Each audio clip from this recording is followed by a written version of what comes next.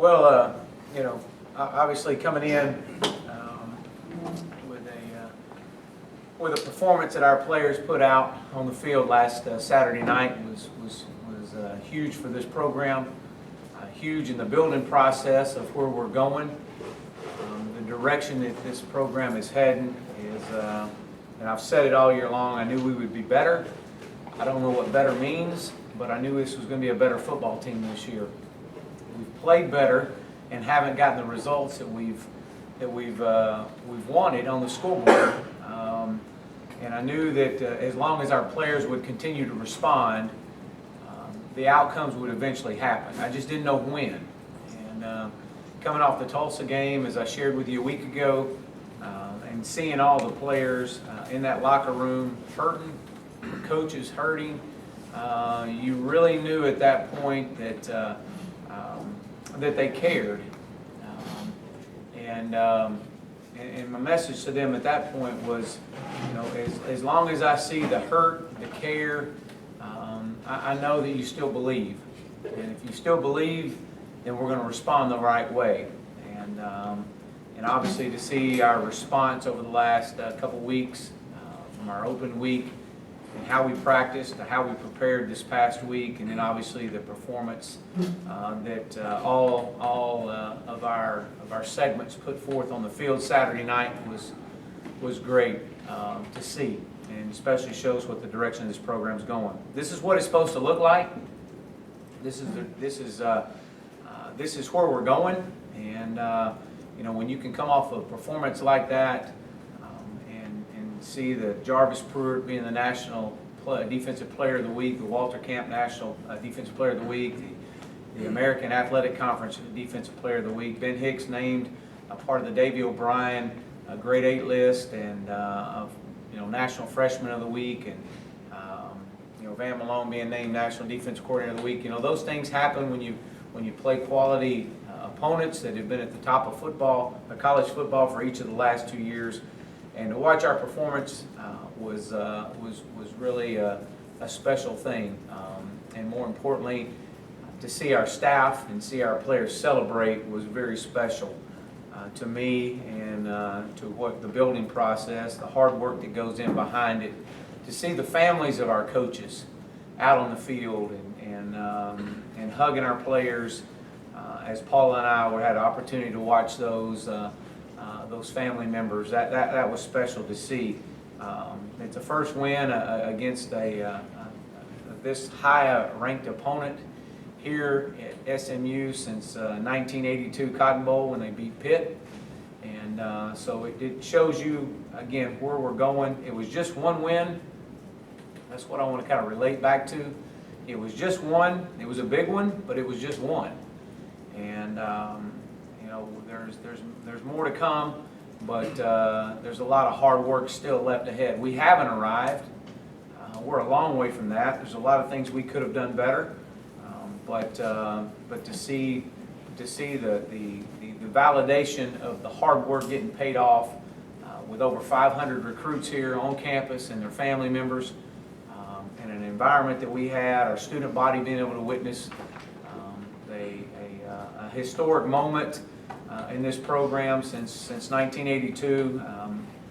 It was definitely special, and I think it'll just generate momentum. It'll generate excitement for this program. It's great for the city of Dallas, which we take great pride in being a part of, as we build this program, and as we continue to change the culture. I do want to go back and say we haven't arrived. Our record's 3-4. We're 1-2 in conference play. We've got an opponent this week that's much improved, and we'll talk about that. But this is definitely a step in the right direction. As we go into this week and turn the page Sunday night on Tulane.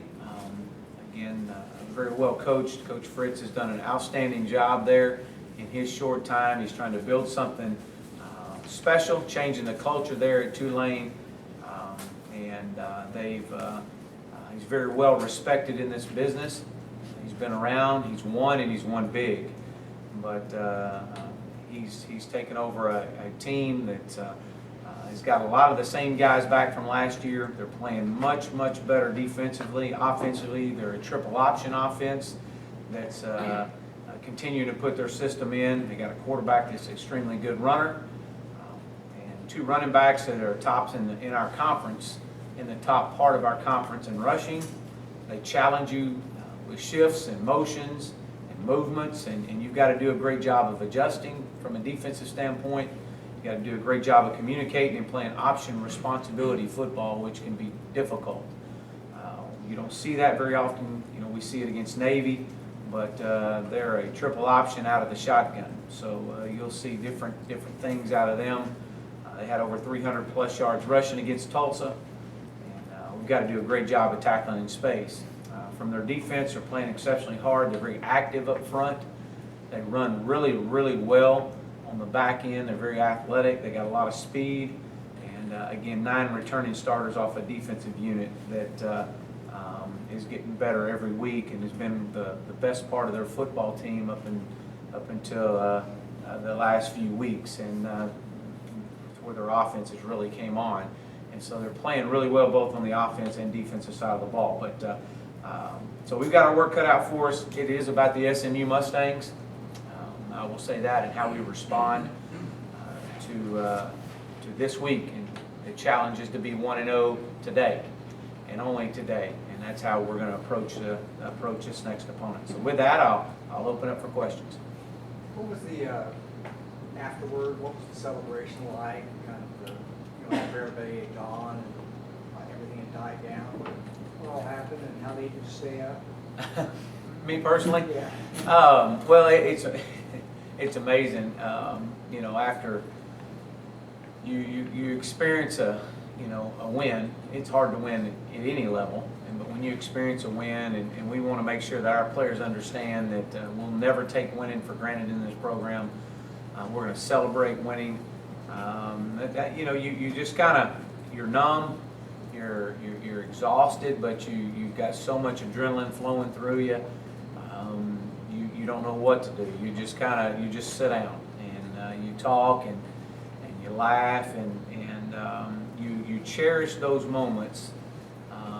Especially over the 19 games we've all been a part of, we cherish those moments as we build this program from the ground floor up.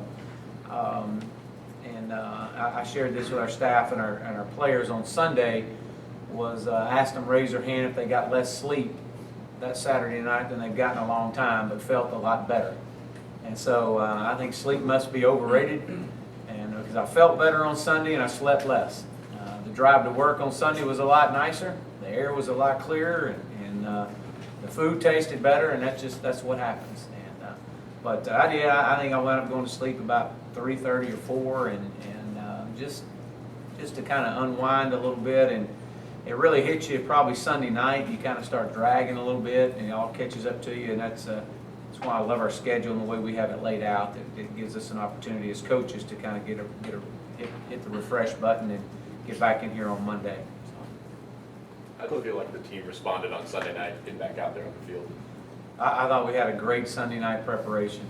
It was an opportunity for us to clean up our corrections from Saturday night and move forward to Tulane. You saw a group of young men that walked a little taller and ran a little faster. They had a spring in their step.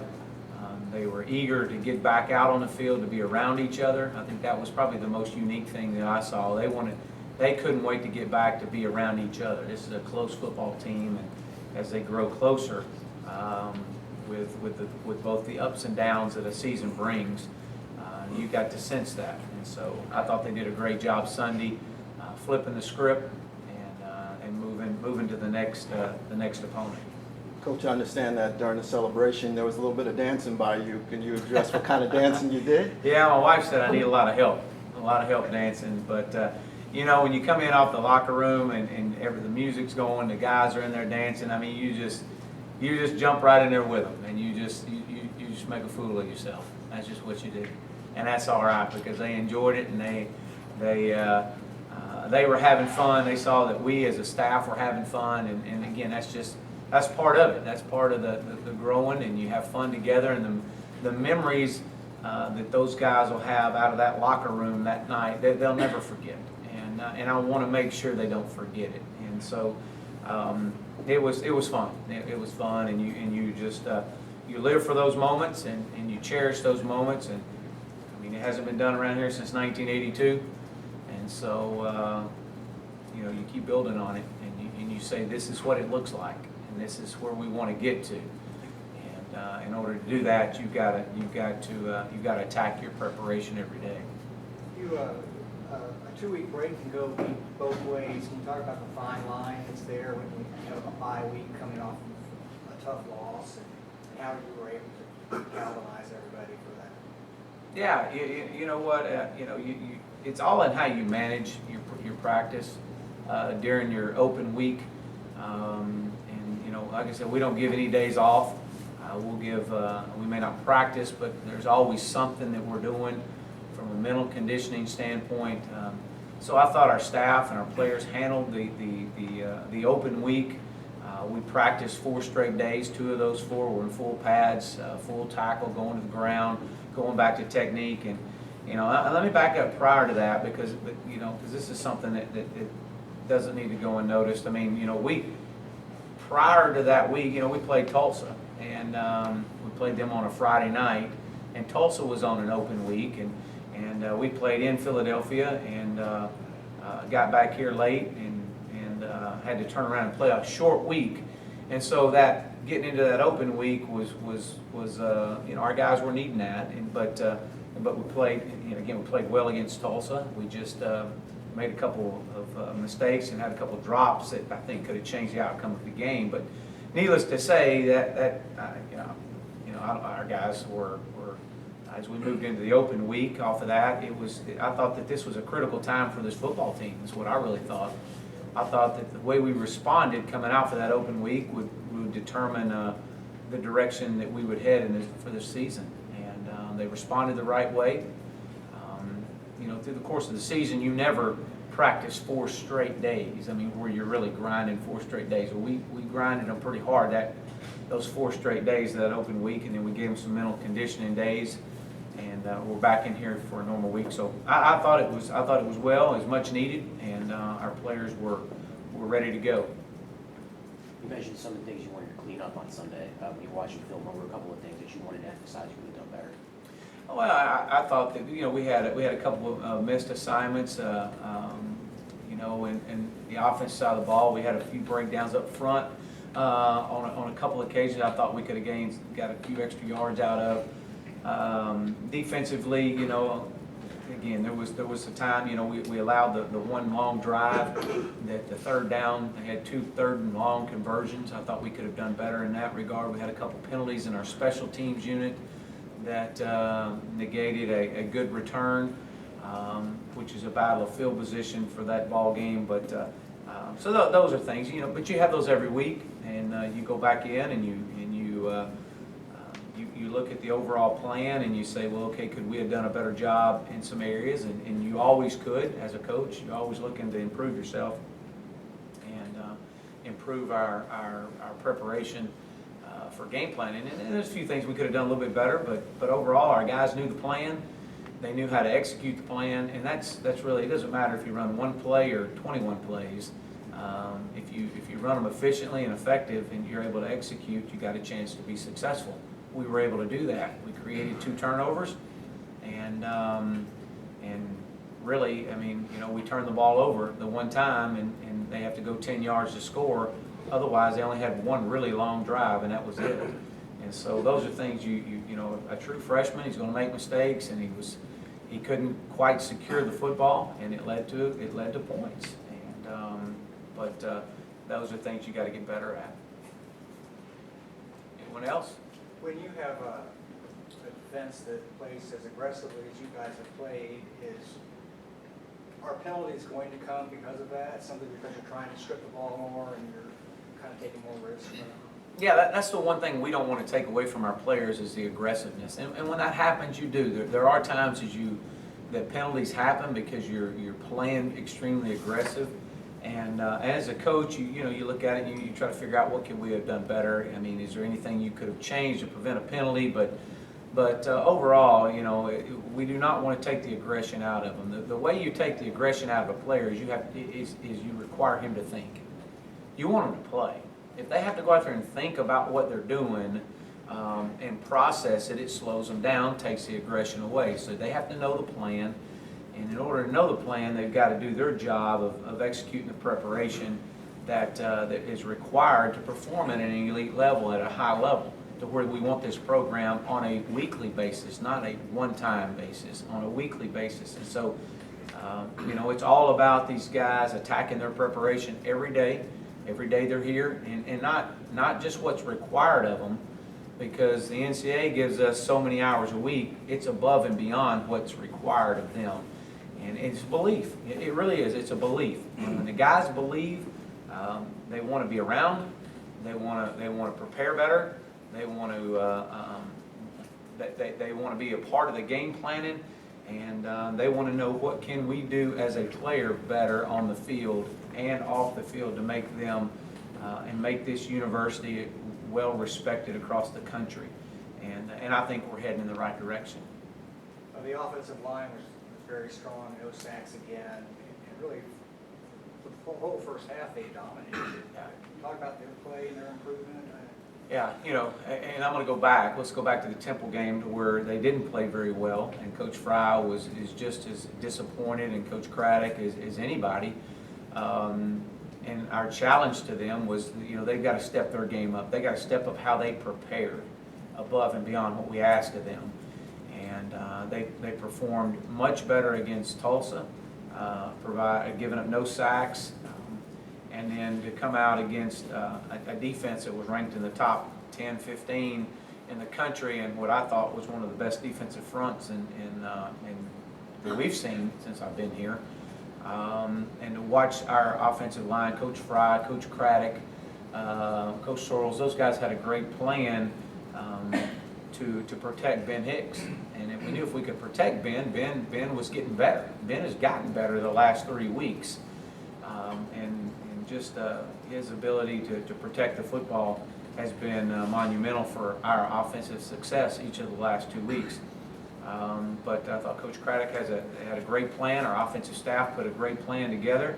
Our players knew the plan, and it starts up front. And Dustin Fry and how he prepared our offensive line, and the great pride that they have taken over the challenge that they've had several weeks ago is really showing. And it all starts with their preparation and how important it is to them. And again, we're going to get them in practice. We're going to get them in meetings, but that's not enough. That's not enough. Not to get to where we want to be at in this program. And so it's important that we continue to build off of the success that we've had in our offensive line each of the last 2 weeks, and especially this past week. It was great to see Braden West have a big night. A young man that a year ago, you know, in a critical moment in that ball game a year ago, fumbles the ball twice, which led to points. Right there, the score was close at half, and for him to come out and have the game, the performance that he had the other night was great to see. And I'm excited for him. I'm excited for all our players. As a head coach, when you're able to look back and watch your players celebrate, watch your staff celebrate, and their families celebrate, it validates what our culture is about. It validates the hard work that we put in. Because everybody works hard across the country, and you got to have some validation. And when you get this, then you get a belief. And when you get the belief, that's when it takes off. So while this was just one win, it was a big one, and it's moving forward. We've got to validate that what we've been doing is can you turn a win into a winning streak, and that's where it starts now. Any injuries or any status in question on for Saturday? Yeah, no, not really. We've got a few guys that'll be limited in practice, but I believe everybody will play for the most part. I don't see anybody not playing right now.